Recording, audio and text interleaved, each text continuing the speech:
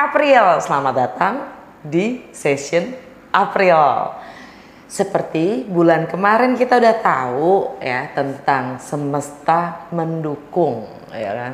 Energinya emang semesta mendukung di bulan Maret. Bulan Aprilnya kita pingin lihat nih gitu kan, dukungan atau kolaborasi kita dengan semesta itu mewujud seperti apa sih? Ya. Setiap zodiaknya kita akan dalamin lagi ya, dengan energi Jupiter konjang Neptun di bulan April ini. Kita lihat berkahnya akan terwujud seperti apa per zodiaknya. Oke, cek it out.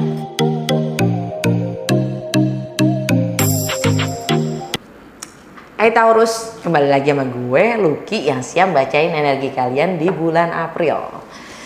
Berkah apa sih yang dinantikan, yang menanti untuk Taurus di bulan April? Nah, seperti biasa ini general reading, jadi ambil yang sesuai dan tinggalkan yang tidak sesuai. Jangan paksa untuk sesuai. Cross watcher siapapun kalian yang sedang berurusan dengan Taurus, kalian welcome untuk join karena energi kita suka ketukar. Jadi message-nya bisa juga buat kalian. Oke, kalau nggak sesuai, gue saranin untuk nonton rising sign kalian, moon sign juga sun sign. Ya, kalau kalian belum terbiasa nonton channel ini, ya gue saranin untuk nonton playlist tentang 12 rumah astrologi yang isinya 12 video singkat-singkat banget yang menjelaskan setiap rumah astrologinya. Karena gue nanti akan buka 12 kartu yang mewakili 12 rumah astrologi, menyesuaikan energi-energi planet yang ada. Kita lihat dampaknya untuk bulan April Taurus itu bagaimana sih? Nah, gue langsung aja ya dengan mystical shaman mystical shaman untuk mengetahui main theme Taurus di bulan April itu apa sih? Energi dan fokus Taurus di bulan April.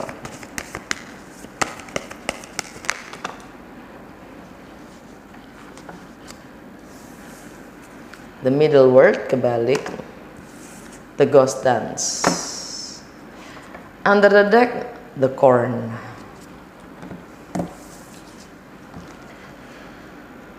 Middle word kebalik. Kalian belum bisa menjadi penghubung antara dunia spiritual dan material karena masih terikat oleh bayang-bayang leluhur, karma generasional. Kalian masih belum paham pesan-pesan atau warisan-warisan yang ditinggalkan oleh leluhur itu untuk masa depan kalian sendiri, untuk life purpose kalian sendiri ya. Bahkan untuk generasi kedepannya itu seperti apa kalau kalian masih terikat. Ini ghost dance ini adalah ritual melepaskan.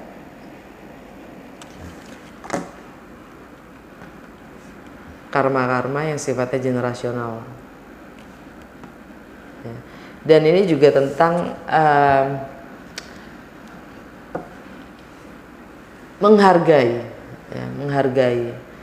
apapun pengalaman yang mereka yang sudah tiada, gitu.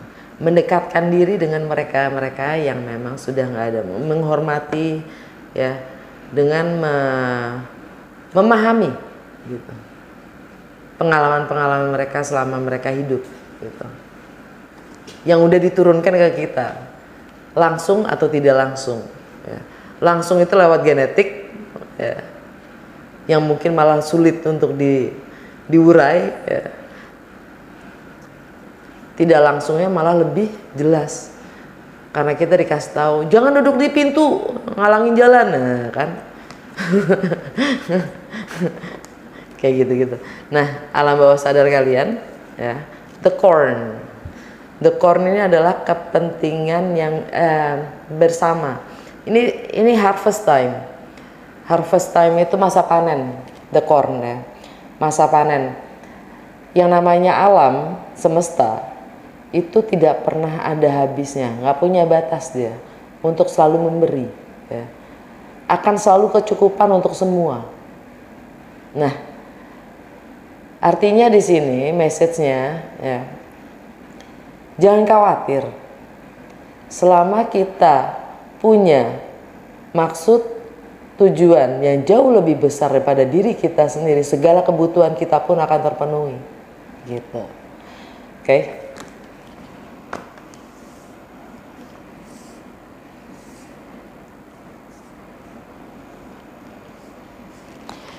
Gue langsung ke Lenormand ya, untuk melihat apa sih yang terjadi pada Taurus di bulan April. 3 kartu aja ya.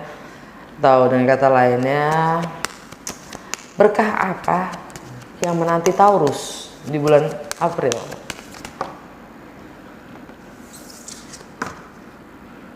Mountain, home,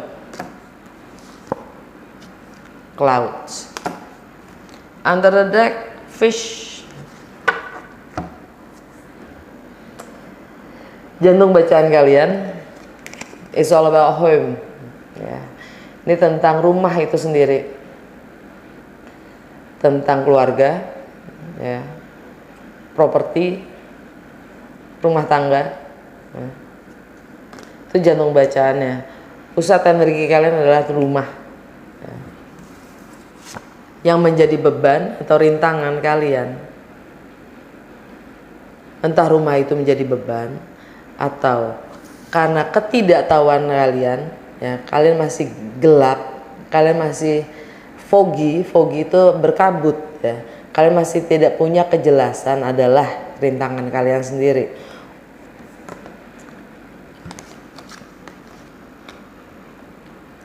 Ya. Jadi ini general reading, kemungkinan untuk beberapa dari kalian mungkin memang rumah itu menjadi beban buat kalian, ya, atau keluarga, rumah tangga, apapun itu, properti, ya, itu malah menjadi beban buat kalian. Untuk beberapa dari kalian adalah tentang ketidakjelasan segala sesuatunya, itu masih blur, yang menjadi challenge atau rintangan kalian sendiri. Anyway, alam bawah sadar kalian itu tentang money, duit. Jadi berkah buat kalian adalah money, karena alam bawah sadar itu sendirilah yang akan mewujud, bukan apa yang kita sadari. Karena kita sadari manusia tuh sukanya mengkomplek, meribetisasi ya. Meribetisasi itu apa sih bahasanya? Bikin segala hal menjadi lebih ruwet gitu, lebih rumit, yang sebenarnya sederhana gitu. Nah, alam bawah sadar kalian tentang money. Yang berkah buat kalian adalah money. Itu yang gue lihat. Tapi kalian masih sibuk dengan ketidakjelasan itu sendiri, dan mungkin kalian sibuk dengan rumah, atau kalian sibuk di rumah, ya. Oke, langsung ke Lucky Tarot. 12 kartu, 12 rumah astrologi, dan kita lihat apa dampak segala energi semesta yang ada di bulan April ini untuk Taurus.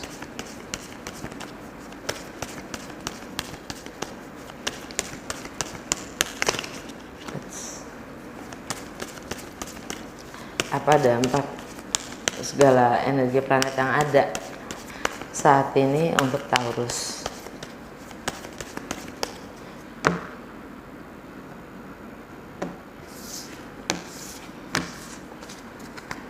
Rumah pertama, Justice. Rumah kedua, Strength. Rumah ketiga, Tower. Rumah keempat, The Emperor. Rumah kelima, The Fool. Rumah keenam, Temperance. Rumah ketujuh, The Chariot. Rumah kedelapan, The Wheel of Fortune. Rumah kesembilan, The Magician. Rumah ke-10 The Hangman. Rumah ke-11 Judgment. Rumah ke-12 High Priestess. Under the deck, alam bawah sadar, The Moon. Oke. Rumah pertama tentang bagaimana orang lain, kesan orang lain terhadap kalian, atau bagaimana kalian merepresentasikan diri kalian sendiri. Kalian dapat Justice. Kalian lagi menuntut keadilan, atau kalian mencoba menyeimbangkan diri kalian sendiri. Kalian mencoba untuk balance. Ya, orang melihat kalian mencoba untuk balance. Ya. Ini energi Libra.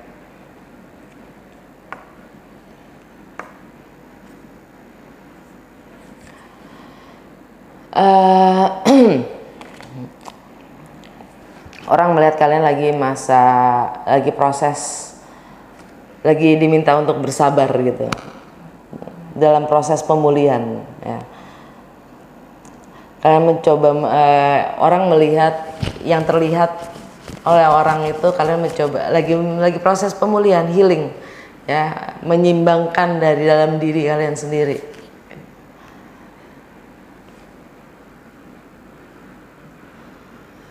Untuk sehingga kalian tahu jelas kemana kalian mengambil langkah gitu.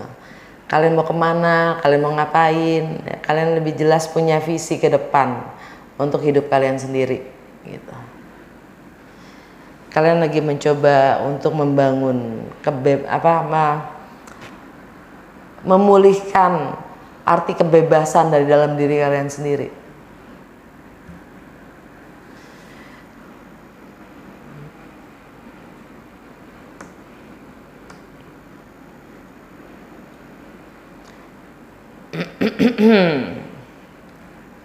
Kalian mencoba untuk membebaskan dari apapun penilaian orang lain terhadap diri kalian sendiri. Kalian mencoba untuk balance dulu, ya, ngumpulin energi, ya. Dan rumah kedua adalah membangun kekuatan dari dalam diri kalian sendiri, membangun kepercayaan diri kalian sendiri kalau kalian juga bisa tampil, ya, mewujudkan apapun yang kalian inginkan. Ini energi, kalian dapat strength. Rumah kedua itu tentang segala hal yang sifatnya materi, tentang kepemilikan juga, tentang segala hal yang kalian, bagaimana kalian menilai tentang segala hal yang sifatnya berharga atau bernilai buat kalian, entah itu penghasilan, entah itu keluarga, entah itu rumah tangga, entah itu anak, entah itu rumah, properti, ya. Dan bagaimana kalian menilai, menghargai, bahkan mencintai diri kalian sendiri. Kalian dapat strength. Ini energi Leo, ya.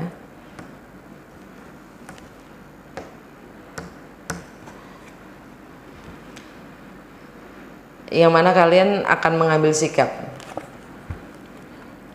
untuk merealisasikan apapun yang,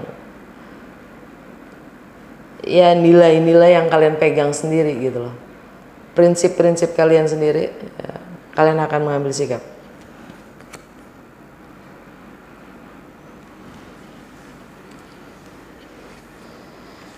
Tentang segala hal yang sifatnya membatasi diri kalian, kalian akan mengambil sikap untuk mengakhiri hal-hal yang sudah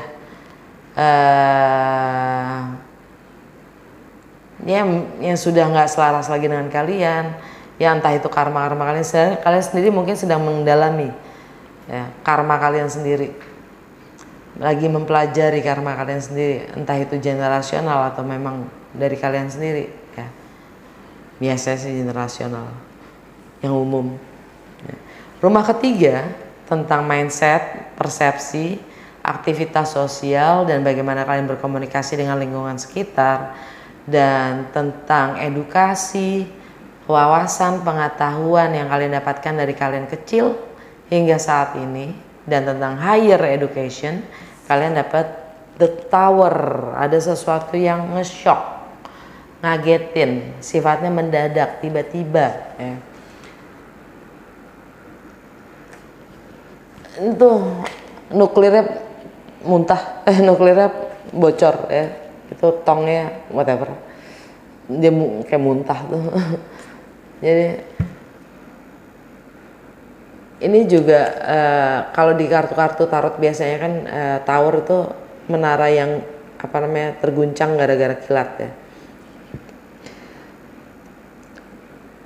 Segala sesuatu yang kalian sudah jenuh dan harus kalian tumpahkan gitu, kurang lebih gitu. Ini energi Mars. Ya. Mars itu sekarang ini kita masih berada di bawah Mars square Uranus. Mars tensi, ya, tensi dengan Uranus. Uranus itu tentang sejatinya diri kita, keunikan kita, termasuk egonya kita juga. Mars itu juga ego itu sendiri ya. Mars itu tindakan, jadi tindakan kita ya dengan tujuan itu hasrat kita tuh kadang-kadang nggak sesuai dengan sejatinya kita gitu. Jadi ada konflik di situ. Nah, bagaimana kita berkompromi untuk kepentingan yang lebih besar. Jadi energi yang jauh lebih besar untuk kepentingan atau yang lebih sustainable untuk banyak orang gitu. Bukan lagi nih alam bawah sadar kalian, the corn. Di saat kita berpikir untuk yang jauh lebih besar daripada diri kita sendiri, diri kita itu apapun kebutuhannya akan terpenuhi.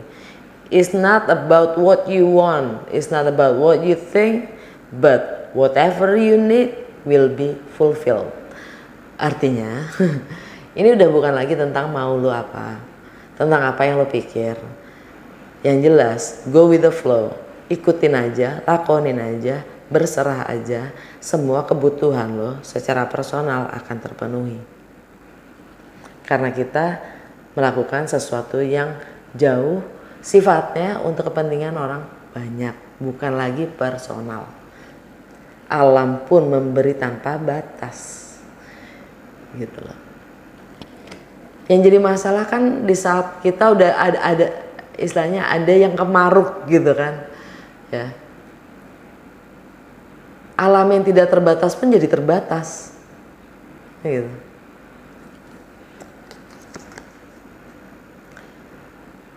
Mars square Uranus. Mars konflik dengan Uranus. Jadi ada hasrat di mana kita ingin melakukan sesuatu tapi kadang itu tidak sesuai dengan rasanya. Gue pingin gini, visi gue kesana, tapi hasrat gue harus melakukan kesana gitu kan. Nggak nyampe nih, nggak nyambung nih gitu kan. Kita dengan energi itu kita diminta untuk melepaskan karma motif itu karma yang kita bawa dari past life gitu ya, hidup masa lalu kita atau masa kecil kita ya.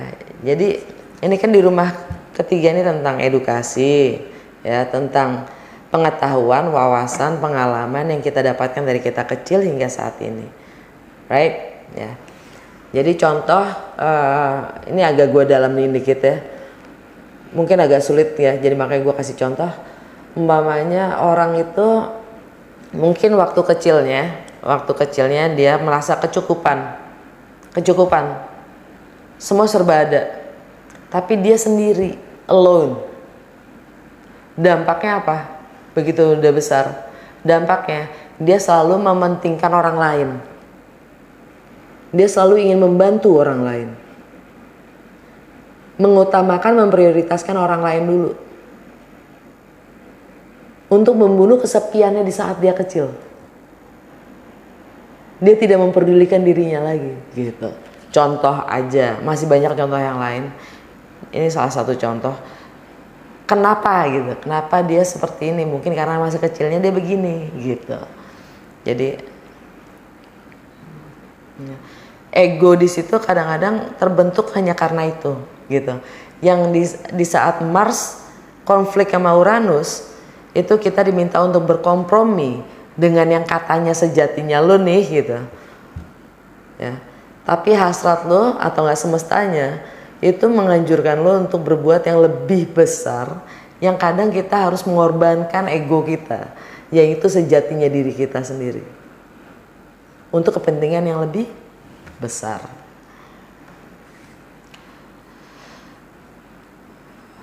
Dan Mars itu ada di Aquarius sekarang. Mars masuk ke Pisces itu tanggal 14. Ya. Mars masih di Aquarius saat ini. Dan Aquarius buat kalian itu ada di karir, status. Ya. Ada ketergantungan di situ. Ya. Anyway, ntar kita masuk ke rumah 10. Rumah keempat tentang bagaimana kalian rumah keempat itu tentang home, family, fondasi, dan tradisi. Kalian dapat The Emperor. Kalian akan mengambil sikap ya, tentang rumah, tentang tradisi, keluarga, ya, rumah tangga. Kalian akan mengambil sikap karena kalian tahu kalian punya andil besar, ya. Kalian punya kuasa akan nasib dan hidup kalian sendiri. Ini energi Aries. Dan Aries buat Taurus itu rumah ke-12. Ya, yang mana tentang karma itu sendiri, ya. Tentang ending, tentang keyakinan-keyakinan yang membatasi diri kalian, tentang alam bawah sadar kalian, yang kalian mungkin sekarang sedang coba pelajari lebih dalam lagi tentang karma kalian. Rumah kelima tentang bagaimana kalian having fun, tentang jiwa kekanak-kanakan kalian, tentang masa kecil kalian, tentang anak-anak, tentang romance atau love affairs, tentang kreativitas atau project kalian sendiri, bagaimana kalian mengekspresikan diri kalian. Dapat the full energi Aries juga. Kalian akan ambil sikap, kalian akan memulai sesuatu yang baru, kalian akan menempuh apapun itu resikonya, ya, untuk dan kalian punya keyakinan kuat kalau kalian akan baik-baik aja, kalau kalian itu dilindungi. Nah, rumah ke-6 tentang rutinitas keseharian, juga kesehatan kalian, dan bagaimana kalian melayani orang lain. Kalian dapat Temperance. Kalian diminta untuk bersabar dengan proses kalian sendiri. Kalau kalian dalam proses pemulihan, kalian diminta untuk menanggalkan sejenak kostum-kostum atau kebiasaan-kebiasaan atau keyakinan-keyakinan yang selama ini sudah kalian tanamkan pada diri kalian sendiri, atau bahkan orang lain yang menanamkan pada diri kalian, atau doktrin-doktrin, ya. Burung itu belum kemana-mana. Burung itu masih nunggu. Dia bersabar, mencoba untuk bersabar, untuk mendapatkan, untuk bisa terbang tinggi setinggi-tingginya. Kebebasan itu sendiri, ya. Ini energi Sagittarius. Ya, kalian mencoba untuk sebelum, ya, burung itu belum bisa terbang. Karena apa? Karena dia nggak tahu mau kemana gitu. Karena dia masih terikat dengan kostum-kostum itu. Coba ditinggalkan dulu gitu. Ini lagi prosesnya kalian sendiri untuk pemulihannya. Ya, juga untuk kesehatan kalian sendiri sih, secara fisik dan mental.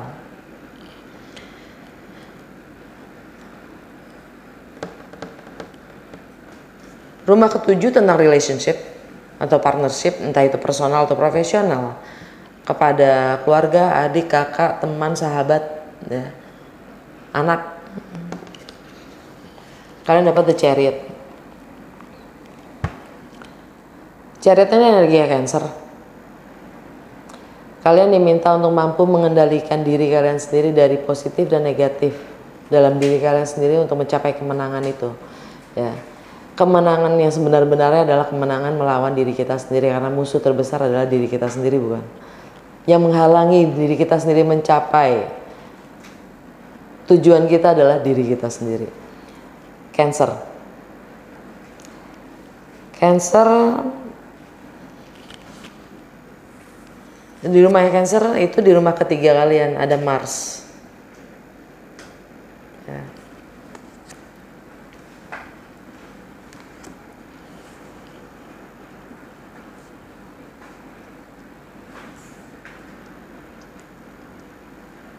Oke.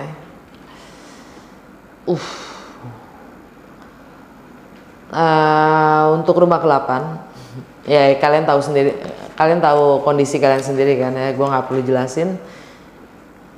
Dan masalah relationship ini termasuk relationship dengan diri sendiri ya, with your higher self, dengan kesadaran tertinggi kalian sendiri. Rumah ke-8, bagaimana kalian berbagi, entah itu dalam kebersamaan, entah itu ya, segala hal yang sifatnya milik bersama, entah itu properti, warisan, penghasilan, finansial, pajak, ya. Termasuk kontrol atau power. Kontrol juga power. Ya. Menyalahgunakan kontrol itu abusive power. Kalian dapat the Wheel of Fortune, energi Jupiter. Jupiter ada di Pisces.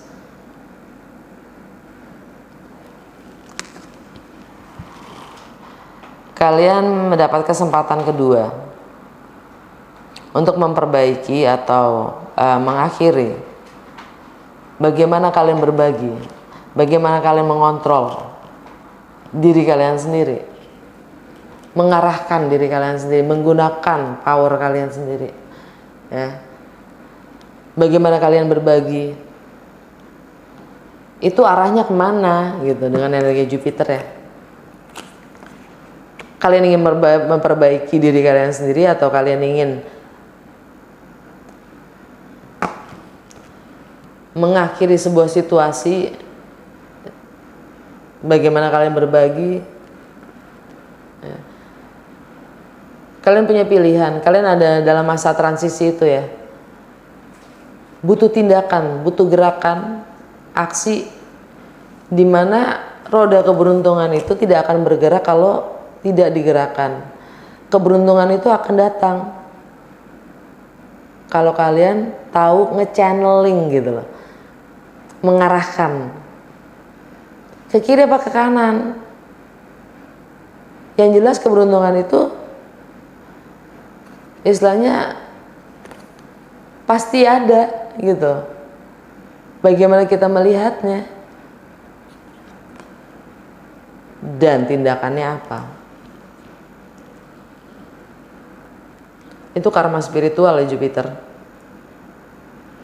Untuk society itu sendiri ya, untuk lingkungan sekitar kalian, bagaimana kalian berbagi dengan mereka semua, itu adalah karma spiritual kalian, the core. Rumah ke-9, bagaimana kalian melampaui batasan kalian sendiri tentang travel, segala sesuatu yang sifatnya berjarak secara emosional atau geografi, tentang foreign, segala sesuatu yang baru dan asing, tentang perbedaan budaya, agama, latar belakang, juga filosofi, hukum ya. Tentang higher learning, kalian dapat the magician. Ini energinya Mercury. Mercury di Pisces. Kalian merasa mampu ya, menghadapi apapun penilaian dari sekitar. Kalau memang itu membatasi diri kalian sendiri, kalian akan mampu ya, menghadapi apapun itu penilaian orang lain terhadap kalian. Judgment itu ya. Ntar kita nyampe ke rumah ke-11. Karena Merkurinya ada di Pisces. Pisces itu di rumah ke-11 buat Taurus ya. Kalian mampu melampaui batas-batas kalian sendiri. Nah, gitu aja. Dengan the magician itu kan dia penyulap ya, pesulap. Rumah ke-10 tentang karir, reputasi, long term goals, dan juga status sosial. Kalian dapat the hangman, energi Pisces lagi. Kalian masih tergantung oleh society. Kalian ini victim mentality juga ya, the hangman, pengorbanan. Kalian masih merasa sebagai korban. Kalian sudah korban, atau kalian merasa kalian sudah berkorban.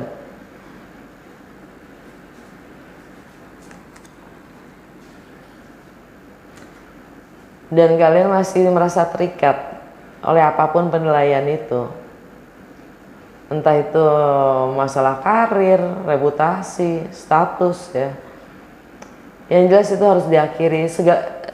itu udah berakhir. Kalian harus akhirin, jangan seakan-akan di sini kalian mencoba membeli waktu, mengulur-ulur waktu, sehingga pengorbanan kalian jadi lebih panjang.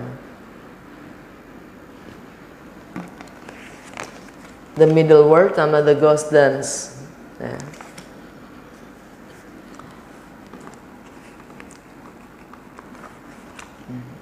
Ya.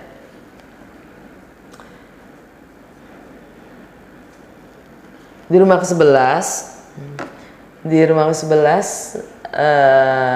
rumahnya Pisces, di mana ada Jupiter sama Neptune di situ ya. Konjang, artinya berdialog, deket-deket, ya, bersanding. Ya. Di rumah Pisces itu kalian dapat the Judgment, trompet sangkakala ya. Ini udah semesta nih yang manggil, ngebangunin. Trompetnya gue bunyinya gitu. Apa yang lo mau lakukan? Lo dapat kesempatan kedua gitu. Kalian dapat kesempatan kedua. Do it. Apa mungkin kalian sudah salah menilai di waktu lampau ya, entah itu positif ternyata negatif, dan yang negatif ternyata positif, ya kan? Kalian dapat kesempatan kedua untuk memperbaikinya atau mengakhirinya penilaian-penilaian tersebut dengan pendekatan yang berbeda. Rumah ke-12 tentang karma, ending, closure, tentang alam bawah sadar kalian sendiri, tentang keyakinan-keyakinan yang membatasi diri kalian sendiri, tentang jam tidur kalian, tentang spiritual. Kalian dapat the High Priestess. Lagi-lagi energinya Pisces di rumah ke-11. Iya, kita di Aries season memang ya, di musimnya Aries, tapi banyak energinya itu semua baru masuk ke Pisces. Masih dalam transisi, baru mau meninggalkan Aquarius. Jadi semuanya fokusnya di bulan April ini masih ke Pisces. Plus lagi dengan energi Jupiter sama Neptune yang sama-sama di Pisces, itu udah hampir istilahnya kita beruntung bisa mengalami ya, bisa merasakan energi ini karena terakhir tuh berapa abad yang lalu gitu kan. Udah lama lah. Kalian diminta di rumah ke-12 ini dengan High Priestess ini, kalian diminta untuk mempelajari atau lebih mendengarkan intuisi kalian sendiri ya. Ada misteri yang akan terungkap di situ. Tentang penilaian-penilaian. Society, komunitas, orang-orang terdekat kalian sendiri itu juga adalah refleksi ya, cerminan dari bagaimana kalian menilai. Alam bawah sadar kalian, the moon. Ini energi Pisces lagi atau Cancer.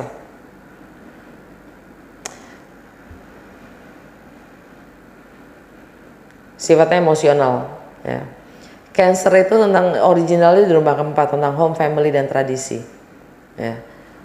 Tapi buat Taurus, Cancer itu ada di persepsi, mindset, aktivitas sosial, dan doktrin.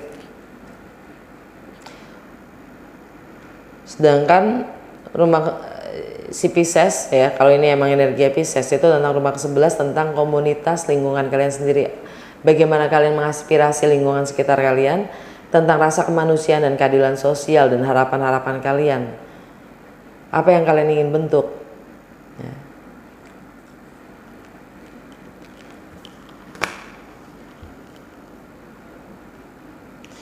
Itu sangat emosional sifatnya buat kalian sendiri. Jadi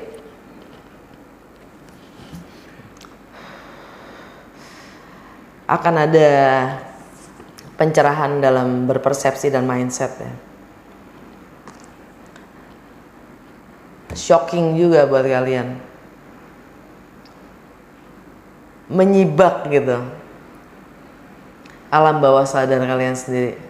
Kalau sebenarnya di dalam di saat kita menyelami alam bawah sadar kita nggak punya kuasa akan hidup kita sendiri. Alright, segitu aja, semoga resonates dan berguna. Kalau memang iya, jangan lupa untuk like, comment, and share.